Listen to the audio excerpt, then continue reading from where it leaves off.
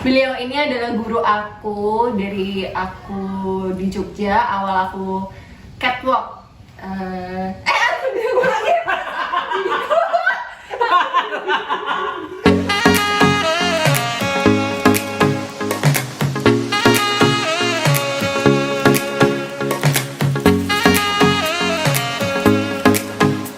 Halo semuanya, nama aku Faradina Amalia atau biasa dipanggil Faradina. Nah, sekarang ini aku nggak sendirian, aku ditemani oleh seseorang yang berperan di dalam karir aku di dunia modeling ya, terutama di catwalk, yaitu Mas Tori Madon. Halo Mas Tori, apa kabar? Thank you juga. Oke, jadi aku mau cerita sedikit dulu ya Mas, awal karir aku tuh gimana. Nah, jadi beliau ini adalah salah satu guru catwalk aku waktu aku di Jogja. Jadi awal itu aku ikut catwalk itu kelas 2 SMA ya Mas? 2009, 2008. Iya, 2009 Ya. kayak 2009 pertengahan gitu.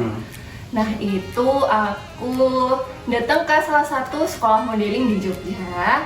Nah, itu aku ketemu, yang pertama itu aku ketemunya sama almarhum Mas Yoyon. Ya. Itu ya, itu partnernya dari Mas Ya. Tori juga kan.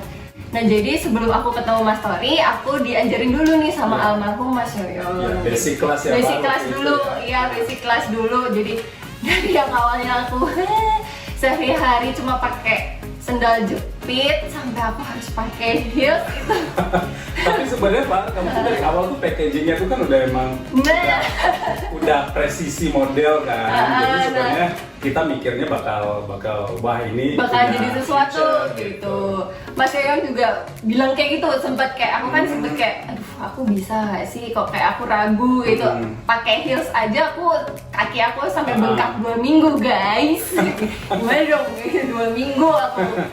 Ya udah, bermula dari situ aku sampai akhirnya ikut kelasnya Mas Tori yang ngajarin catwalknya. Dari mulai gimana pakai selendang, Ya. gimana how to pose waktu photoshoot. Nah, ya udahlah akhirnya berakhir And the story panjang. goes. Padahal ya niatnya sih kalau misalkan latihan modeling itu aku sebenarnya juga nggak niat bakal akan terjun ke dunia modeling itu, istilahnya aku cuma Coba-coba ya Pak.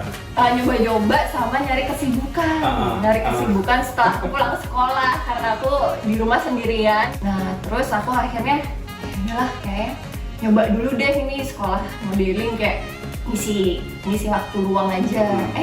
Malah keterus. Malah jadi kayak jalan hidup ya Pak, insya Allah ke depannya. Amin. Nah, sekarang nih Mas Tori, aku mau tanya ya, perjalanan karir Mas Tori dulu nih. Santai aja Mas, santai aja. Aku mau tanya, dulu ini Mas Tori tuh backgroundnya tuh apa? Kayak sekolahnya tuh apa? Kok bisa sampai terjun ke dunia modeling, dunia Jadi, fashion modeling gitu? Waktu itu emang ke Jogja kan karena kuliah kan Pak. Kuliah saya masuk di salah satu perguruan tinggi negeri di Jogja. Terus kemudian jurusannya komunikasi. Terus kemudian while lagi kuliah pengen istilahnya bikin uang atau cari duit itu gimana gitu kan. Akhirnya ketemu dengan beberapa orang yang akhirnya nge-reference masuk ke satu bidang, yaitu ya fashion industry. Waktu itu jadi kru backstage sebuah fashion show Pak. Jadi dari situ awalnya cuman part of the backstage team kan. Setelah itu kemudian dikasih tanggung jawab untuk in charge di bagian sound system. Kemudian muter, zaman dulu masih kaset kan Pak. CD masih belum ada kan Pak zaman dulu. Jadi zaman dulu itu tahun berapa Mas?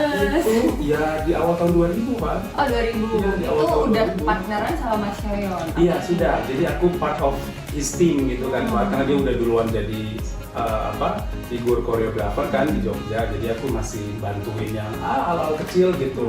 Nggak tahu juga nanti kedepannya bakal istilahnya punya karir gitu ya Pak, sama kayak Farah juga kan, semuanya nyoba-nyoba, malah jadi profesional Iya, gitu. alhamdulillah. Perjalanan panjang ya Pak, sama kayak Farah juga kan, maksudnya ada orang-orang yang istilahnya punya karir instantly atau punya shortcut gitu ya Pak. Kalau aku tuh kayak dari Jogja, terus kemudian sempat ke Surabaya, nyoba di sana gitu. Kemudian sekian tahun balik lagi ke Jogja, terus akhirnya ketemu dengan orang-orang yang punya andil di karir aku, akhirnya bisa masuk ke Jakarta gitu juga. Jadi emang Sebagai semuanya tuh kayak koreografer. iya sebagai koreografer. Jadi emang semuanya kayak apa sih bang? Kayak kita nggak tahu ke depannya akan terjadi apa, cuman aku coba untuk jalan aja gitu. Oke, terus Mas Tori nih ngelihat perkembangan aku gimana dari awal aku diajarin Mas Tori sampai sekarang Mas Tori gimana? Ya, satu sih waktu kesan pertama ketemu Farah tuh emang udah promising ya dari awal ngelihat istilahnya model di Jogja punya physical appearance yang waktu itu di atas rata-rata kan Pak. Sekarang kan kalau lihat zaman dulu cari model dengan the whole package yang lengkap gitu kan kayak susah ya Pak. Cuman waktu itu ketemu kayak ngelihat satu di antara yang lainnya paling menonjol memang Farah gitu kan. Satu dari tinggi badan, terus kemudian dari looknya yang Eurasian gitu kan Pak. Kemudian juga Farah orangnya waktu dulu itu attitude-nya baik sekali ya Pak, nggak pernah ada masalah ya Pak. Kayaknya Farah tuh kayak salah satu orang yang dari awal sampai akhir sekarang, maksudnya sampai sekarang itu kayak nggak pernah ada masalah, bener nggak sih Pak? Ya nggak tahu Mas. Aku nggak tahu nih. Ya menurut Mas Tori aja. Iya, jadi makanya kalau kita lihat di acaranya Farah di INTM yang 2 juga kayak benar-benar personanya Farah ya itu apa adanya Farah di setiap hari ya, kayak gitu. Oke Mas Tori nih, aku tuh mau tanya istilah supermodel tuh gimana sih di dunia fashion ini sebenarnya? Ya, kalau anak-anak zaman sekarang mungkin kan melihat supermodel bahwa mereka yang sangat berprestasi, kemudian mereka dapat label supermodel. Jadi sebenarnya istilah ini tuh populer di 90-an awal, karena waktu itu fashion jurnalis kasih label ada sejumlah model, ada Claudia Schiffer, Cindy Crawford, Chrissy Turlington, Naomi Campbell, dan masih ada sedikit nama lagi yang lainnya yang mereka dapat predikat supermodel. Nah, sampai kemudian sekarang supermodel itu kalau menurut saya sudah jadi kayak semacam label atau predikat yang media kasih ke model yang pada akhirnya cukup berhasil di dunia fashion gitu. Kemudian sebenarnya di antara sekian banyak model dengan stereotip yang hampir sama waktu itu ya Pak, karena kan semua itu body type-nya semuanya hampir sama, tinggi, kurus, langsing gitu kan Pak.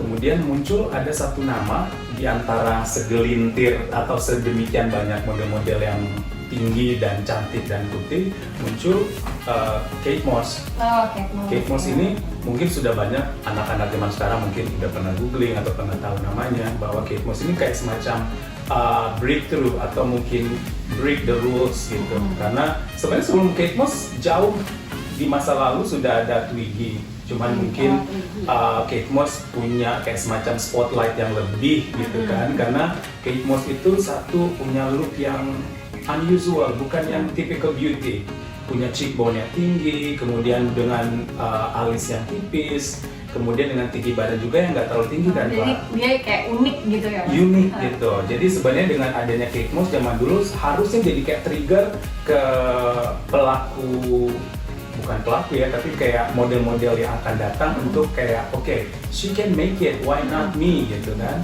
Jadi kayak kasih kesempatan bahwa atau kasih kayak campaign bahwa kamu nggak harus tinggi untuk jadi model, kamu nggak harus yang punya wajah dengan muka yang presisi atau muka yang cantik untuk bisa jadi model gitu Pak. Tapi kayak ya istilahnya berkarakter gitu ya Pak? Iya, sebenarnya iya. Jadi pada akhirnya kesininya bahwa yang namanya model kita bukan lagi yang cari yang cantik, putih dan tinggi, ya. tapi at the end of the day karakter it's all about gitu.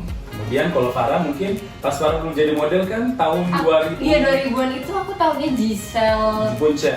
Bunchen. Kemudian setelah itu masuk ke sini setelah di era 2000-an akhir muncul nama-nama 2010-an gitu ya? Iya 2010-an itu. Kayak Kara. Ya, Kara Delevingne itu satu yang cukup fenomenal ya, karena memang waktu itu dia jadi kayak semacam coupe atau istilahnya kayak model kesayangannya Karl Lagerfeld yang bikin dia jadi kayak ikon untuk membuka show dan menutup show dari Chanel ya waktu itu. Kemudian sebenarnya waktu Kara juga muncul dia kayak kasih kalau menurut saya kayak campaign ya, kayak warna baru.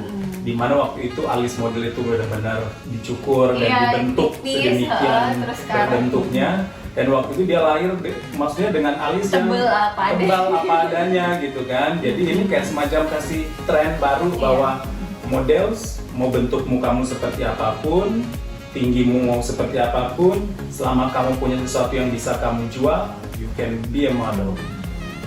Oke, jadi kan tadi Mas Tori udah jelasin nih supermodel di era 90-an sama 2000.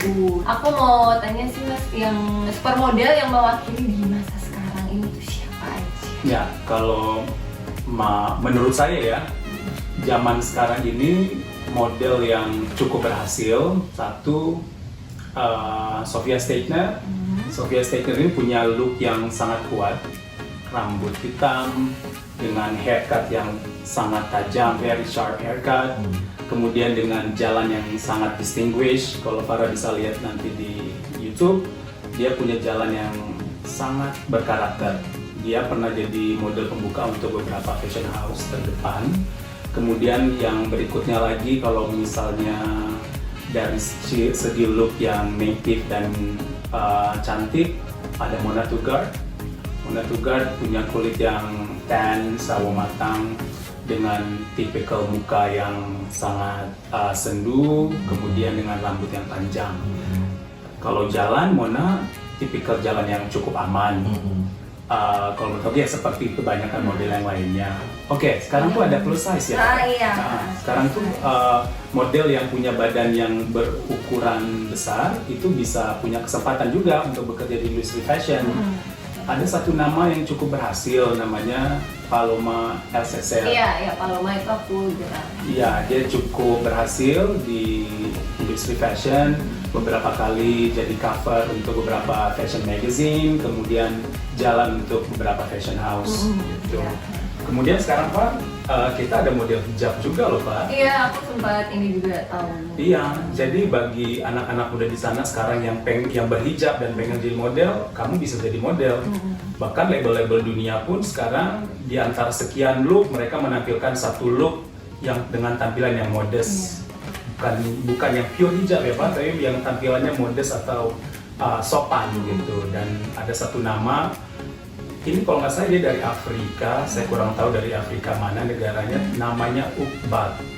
Dia cukup berhasil di industri fashion karena beberapa kali jalan untuk fashion house, salah satunya kalau nggak salah Michael Kors yang pernah pakai Ukbat untuk jalan di fashion show-nya. Terus sekarang Pak ada kayak semacam, aku nggak tahu ya, kalau zaman sekarang itu kan Gen Z atau nggak, kita nggak tahu perkembangan zaman sekarang itu kayak kalau zaman dulu baju itu hanya diciptakan laki-laki dan perempuan, ya kan? Yeah. Bordernya jelas banget. Kalau laki-laki boleh pakai baju ini, kalau perempuan hanya boleh pakai baju ini. Nah sekarang ini kayak kalau para tahu ada istilah genderless, gitu kan? Jadi mungkin kalian bisa search, buka Instagram Balenciaga, kalian bisa lihat di situ ada satu model namanya Elisa Douglas. Dia bisa berpakaian laki-laki, dia bisa berpakaian perempuan. Jadi ini istilahnya genderless. Tapi nggak ada aturan pokok gitu ya Pak sekarang. Kadang ada model tinggi kurang dari 70, ya bisa tetap catwalk. Bisa tetap catwalk gitu kan. Terus kemudian ada model yang mungkin mukanya nggak presisi atau nggak simetris. Ternyata di foto punya X factor gitu kan. Jadi bisa jadi juga gitu. Jadi karena kalau mau dibilang definisinya apa, requirements-nya apa, kayak bias gitu. Semua bisa jadi model, depends on, maksudnya klien maunya seperti apa gitu ya Pak. Selain dari segi itu karakternya pun dari segi kayak attitude atau iya. Jadi emang kan satu physical appearance, kemudian kedua adalah attitude ya, karena itu yang akan bikin perjalanannya panjang atau enggak gitu kan. Itu sangat penting, attitude guys, mulai dari ya datang tepat waktu, terus dari menghargai kliennya dan beberapa ya yang dibawa kliennya kayak misalkan MUA-nya atau hairstylist atau stylistnya pun ya kita harus tetap menghargai itu. Iya harus, karena etika itu akhirnya yang membawa Farah sampai ke titik ini ya Pak. Iya, alhamdulillah. Iya, honestly guys, Farah itu dari awal sampai sekarang itu nggak ada yang berubah. Semua dari awal sampai akhir yang berubah adalah self confidence-nya Farah jauh lebih tinggi gitu. Iya, kan dulu itu emang aku introvert banget orangnya. Jadi kalau misalnya kayak nggak digong dulu itu aku nggak bakalan ngomong, nggak bakalan kayak yang hai gimana itu, aku nggak bisa. Tapi dulu Farah pas masuk modeling itu udah percaya diri atau masih belum sih Bang? Aku belum tahu sampai sekarang. Belum. Soalnya sebenarnya nggak semua model itu percaya diri ya Pak? Iya, nah itu guys, gitu. aku itu awal modelnya dia nggak pede sama penampilan aku lusuh banget kayak istilahnya ya anak SMA apa adanya yang nggak Iya. tahu gimana harus dandan, dan aku tomboy banget kayak gitu. Jadi karena aku di rumah isinya bersama dengan papa dan kakak laki-laki, aku tomboy banget akhirnya. Terus makanya itu aku berinisiatif kayak udahlah ikut modeling biar sedikit feminin. Iya. Sama aku ada biar ningkatin rasa percaya diri waktu itu. Oh, notice banget, Pak. Maksudnya kalau ngeliat Farah juga kan kalau misal pakai baju, aku selama ini ketemu Farah sering lewat catwalk gitu ya, Pak. Jadi misal Farah pakai baju designer A gitu, yang looknya istilahnya feminin, disini feminin. Kemudian Farah pakai baju yang istilahnya yang kayak genderless gitu ya, bisa terlihat istilahnya sesuai dengan looknya gitu sih, Pak. Nah itu sebenarnya kalau besok kalau ada yang pengen jadi model, penting untuk bisa memahami bajunya seperti apa. Nah, itu juga penting. Nah, itu pun aku juga dapat ilmunya dari Mas Tori ini. Sedikit aja. Farah yang develop sedemikian Karena besar. aku selalu inget sih ya Mas Tori bilang kayak waktu ya kalau catwalk tuh sesuaiin sama baju yang dipakai, terus dengerin beat musiknya juga. Nah itu penting banget. Penting. Karena kalau kita jalan di catwalk, salah satu sahabat utama kita itu adalah musik ya, Pak. Iya, betul. Gitu. Jadi waktu kita jalan, kan ada proses rehearsal kan, Pak? Iya. Proses rehearsal itu adalah di mana koreografer brief ke semua model tentang look apa aja yang akan dipakai, terus kemudian mood fashion show-nya akan seperti apa. Jadi sebenarnya satu lagi di samping attitude, penting untuk kita istilahnya directable atau gampang diarahin gitu, Pak. Itu guys. Oke, terima kasih Mas Tori. Thank you so much, Terima kasih Mafa. udah hadir Thank you di so vlog much. aku yang apa adanya ini yang belum proper ini. It's okay, Farah. It's always there for the new beginning. Oke, thank you untuk ilmu-ilmunya juga. Sama-sama, Pak. Dan terima kasih juga guys sudah mau nonton vlog aku. Semoga vlog aku ini bermanfaat ya. Sampai jumpa. Bye, guys. Bye.